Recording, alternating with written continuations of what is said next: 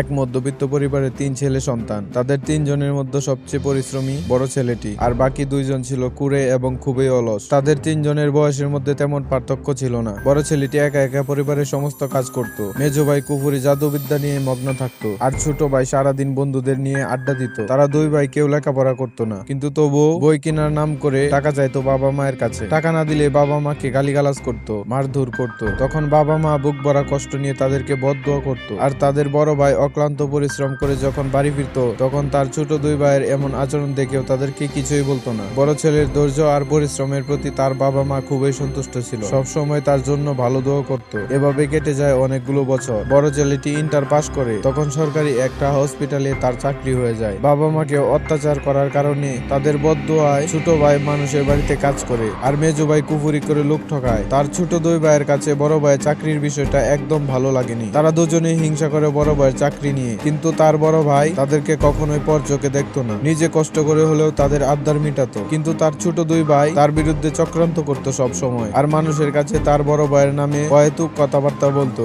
তখন গ্রামের লোকজনেরাই বলতো, আমরা তো সবই জানি, তোর বড় ভাই হচ্ছে তোর বাপের সমতুল্য। তোরা তো বাবা মায়ের সাথে কুকুরের মতো ব্যবহার করেছিস। তোদের বাবা মায়ের বদদোয়ায় তোদেরকে ধ্বংস করে দিয়েছে, যা ভাগ এখান থেকে। আর তখনই তারা 2 ভাই বুঝতে পারলো বাবা মায়ের বদদোয়া আর নিজের পরিশ্রম কতটা মূল্যবান।